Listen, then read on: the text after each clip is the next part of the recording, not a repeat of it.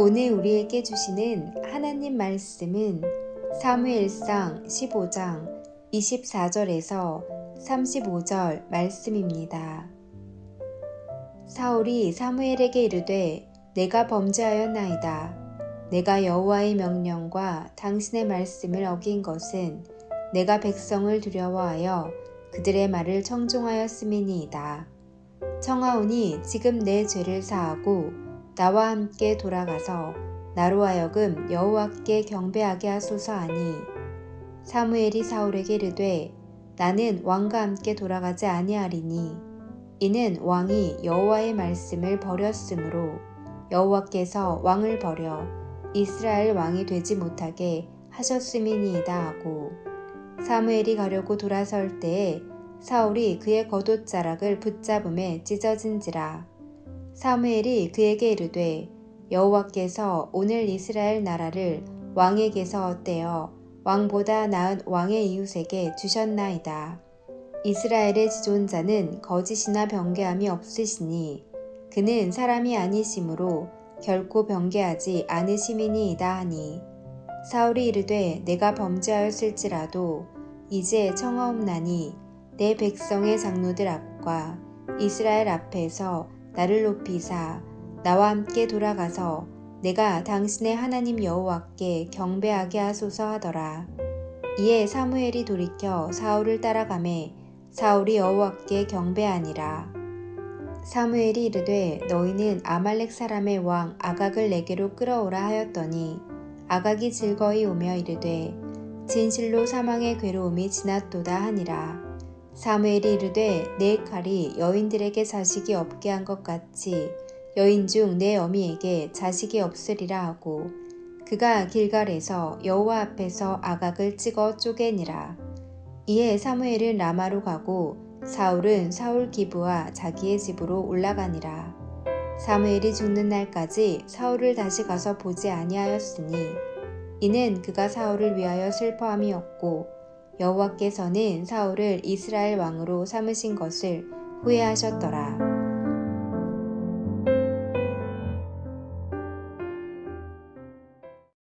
오늘 본문의 바로 앞절인 사무엘상 15장 23절에서 사무엘은 사울에게 사망 선고와 같은 강력한 심판을 선언했습니다.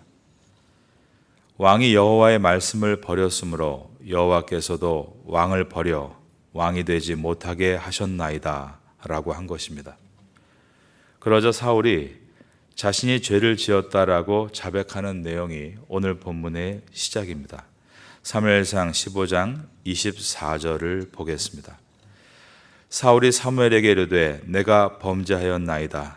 내가 여호와의 명령과 당신의 말씀을 어긴 것은 내가 백성을 두려워하여 그들의 말을 청종하였음이니이다.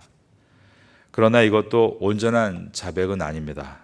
사울은 백성이 두려워서 하나님의 말을 듣지 않고 백성의 말을 들었다라고 말을 함으로써 자신이 아니라 백성이 아말렉의 좋은 가축들에 대해 욕심을 품은 것처럼 말을 했습니다.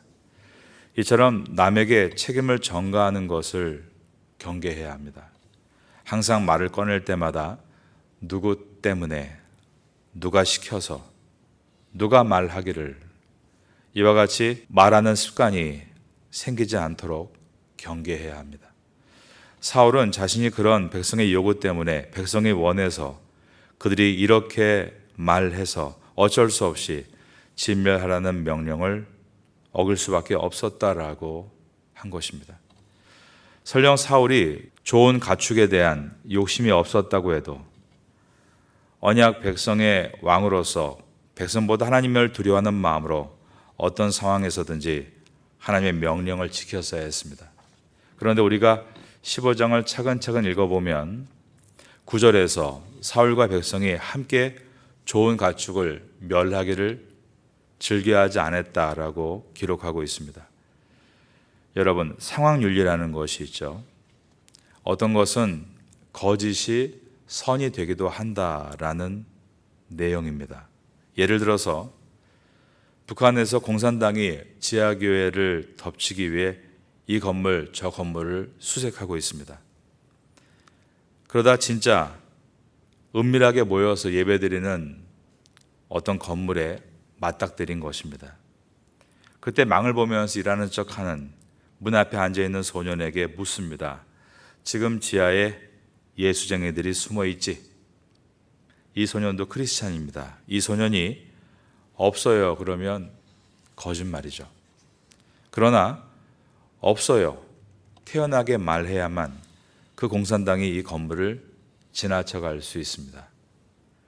이 소년이 있어요 그러면 진짜죠. 그러나 있어요라고 말하면 지하에서 예배드리는 사람들은 다 죽게 되는 것입니다.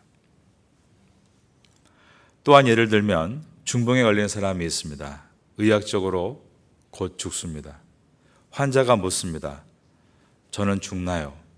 그러면 의사가 네, 죽어요. 그래야 참말입니다. 그런데 의사는 아니요, 당신은 죽지 않습니다. 힘을 내세요라고 말을 합니다. 이것을 상황윤리라고 부릅니다. 이러한 예는 끝이 없습니다. 헛갈리는 경우도 많습니다. 이때 살펴봐야 되는 것은 그것이 사람의 생명을 담보로 하고 있는가 하는 것입니다. 소년이 공산당 앞에서 지하에 사람이 없어요 하는 것은 사람을 살리기 위해서입니다.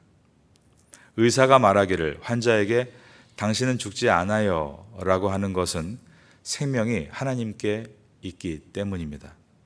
그러나 그럼에도 세상에 말하는 상황윤리에서 우리는 되도록 이것에 대해서 정직을 택해야 합니다. 그 이유는 인간은 타락한 마음을 가지고 있기 때문에 언제든지 상황을 자기에게 유리한 쪽으로 만들어갈 수 있기 때문입니다. 바로 이것이 사울의 핑계였습니다. 그러므로 우리는 아무리 그럴듯한 상황이더라도 하나님 앞에 간구해야 합니다. 하나님, 제가 거짓말을 하지 않게 해 주십시오. 정말 공산당 이곳에 사람이 없냐고 물을 때도 이런 이야기가 있습니다. 독일의 나치가 찾아와서 이곳에 유태인이 없냐라고 물었는데, 그러자 거짓말을 할 수가 없어서 한 노인이 발로 자기가 서 있는 곳을 쾅쾅 치면서 이곳에는 없어. 지하 창고 저 깊은 구석에는 유태인이 숨어 있지만 발을 구르며 이곳에는 없어 라고 할 정도로 말 한마디에도 거짓말하지 않게 하소서. 이러한 노력이 있어야 되고 깨어 있어야 하는 것입니다. 왜 제가 이것을 강조하는가 하면 요즘 크리스찬들 중에 이 상황윤리에 매료가 돼서 어쩔 수 없는 거짓말, 흰색 거짓말이 있다라고 주장하기 때문입니다. 그러면 나중에 사울처럼 될 수 있습니다. 사울을 보십시오. 한마디도 지지 않습니다. 항상 책망하면 이렇게 말하고 저렇게 말하고 상황으로 이 모든 문제를 다 벗어날 뿐 회개하지 않았다는 것입니다. 어느 경우에서도 정직해야만 하나님께서 사용하십니다. 그런 여러분 될 수 있기를 주님의 이름으로 축원합니다. 25절을 보겠습니다. 청하오니 지금 내 죄를 사하고 나와 함께 돌아가서 나로 하여금 여호와께 경배하게 하소서 하니, 사울이 사무엘에게 두 가지를 요청합니다. 첫째는 지금 내 죄를 사해달라는 것과 둘째는 나와 함께 돌아가서 나로 하여금 여호와께 경배하게 해달라는 것이었습니다. 그런데 여기서 사울이 정말 원하고 있는 것은 회개가 아닙니다. 사무엘이 자기와 동행해 주는 것이었습니다. 우리가 이런 말 많이 듣죠. 제발 내 체면을 좀 봐서라도 이번 한 번만 참석해 주세요. 내가 은혜를 잊지 않을게요. 사울은 지금 하나님이 버리신다는 것이 별로 와닿지 않고 있습니다. 그는 지금 당장 사무엘이 자기와 가지 않게 된다면 백성들에게로부터 나올 소문이 가장 두려웠습니다. 봐라, 사무엘과 사울이 결별했다. 저것은 이제 왕의 권한이 사울을 떠나고 있는 신호다. 이러한 사람들의 소문이 두려웠던 것입니다. 사울이 지금 이것을 얼마나 신경 쓰는가 하면 26절부터 하나님이 당신을 버렸습니다 라고 사무엘이 하나님의 심판을 얘기하고 있는데도 사울이 뭐라고 얘기했는지를 보십시오. 아래에 있는 30절입니다. 사울이 이르되 내가 범죄하였을지라도 이제 청하옵나니 내 백성의 장로들 앞과 이스라엘 앞에서 나를 높이사 나와 함께 돌아가서 내가 당신의 하나님 여호와께 경배하게 하소서 하더라. 사울은 자기 체면이 하나님의 심판보다 중요한 사람이었습니다. 사람들의 눈을 하나님의 눈보다 더 무서워한 것입니다. 이런 신앙이 되어서는 안 되는 것입니다. 다윗이 왜 위대합니까? 하나님은 업적으로 다윗과 사울을 말씀하시지 않았습니다. 다윗의 위대한 점은 이것입니다. 다윗은 자기 체면보다 하나님의 심판을 더 심각하게 여겼다는 것입니다. 그래서 잠시 유혹에 빠져 밧세바와 간음하고 우리아가 전쟁터에서 죽도록 살인교사를 했을 때 나단 선지자가 그 죄를 지적하자 자기 체면을 다 뒤로 하고 모든 것을 고백하고 회개했습니다. 사람들의 눈보다 하나님의 눈을 더 두려워했기 때문입니다. 그래서 다윗은 살아날 수 있었습니다. 전 여러분들이 사울처럼 사는 것이 아니라 다윗처럼 살 수 있게 되기를 축원합니다. 그러면 회복될 줄로 믿습니다. 29절입니다.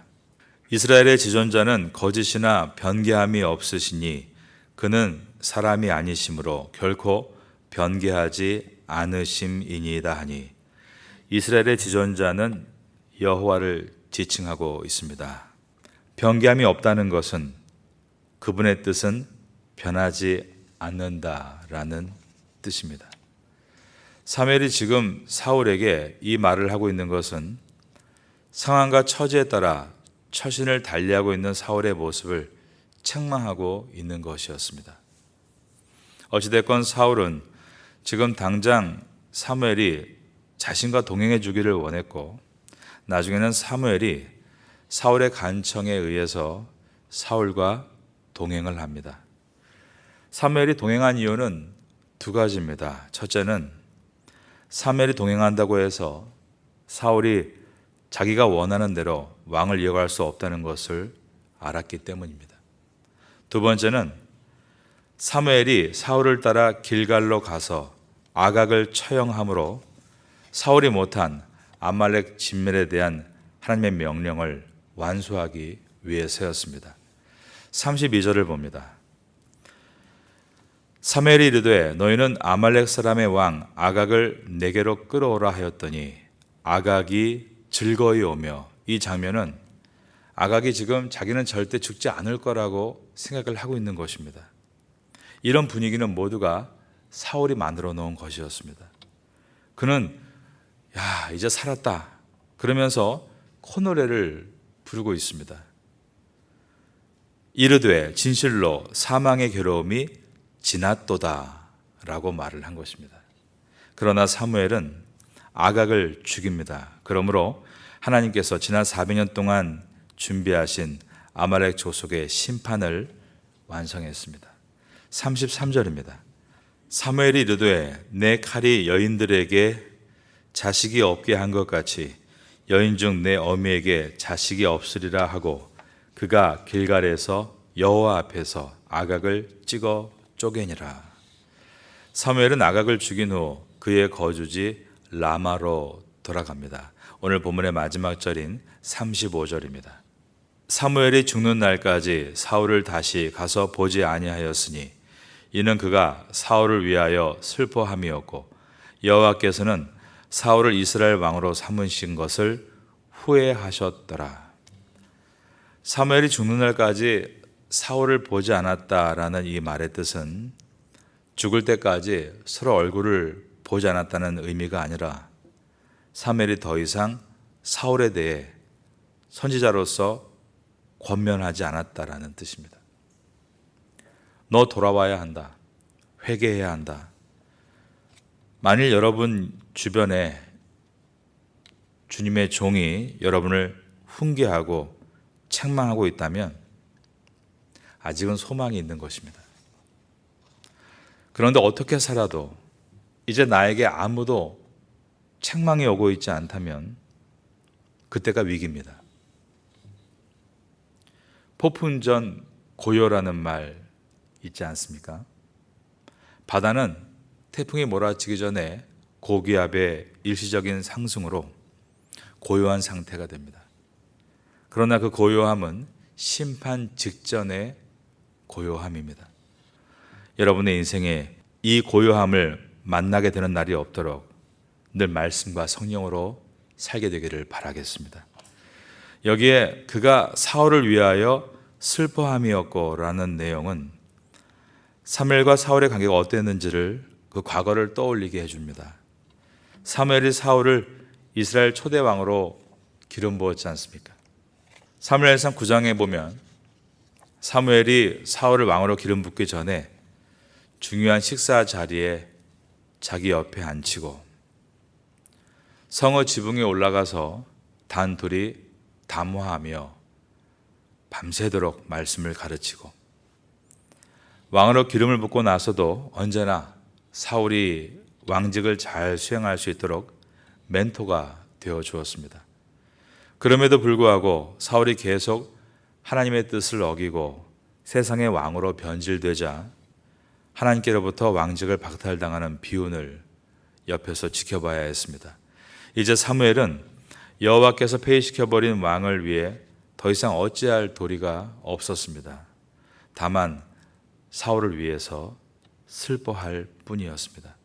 그런데 이 문장 속에는 사무엘이 사울의 회개를 위해서 개인적으로는 계속 기도했다는 의미가 들어 있습니다. 왜냐하면 이 문장이 위에 있는 15장 11절과 연결되어 있기 때문입니다. 15장 11절을 읽어드립니다. 내가 사울을 왕으로 세운 것을 후회하노니 그가 돌이켜서 나를 따르지 아니하며 내 명령을 행하지 아니하였음이니라 하신지라. 그 다음 저를 따라하겠습니다. 사무엘이 근심하여 온 밤을 여호와께 부르짖으니라. 오늘 본문의 마지막 절인 15장 35절에서 우리가 또 한 가지 주목해야 될 것은 여호와께서 사울을 이스라엘 왕으로 삼으신 것을 후회하셨다라는 내용입니다. 하나님은 시간 속에 계시는 분이 아니십니다. 하나님은 시간 위에 계시는 시간을 창조하신 분이십니다.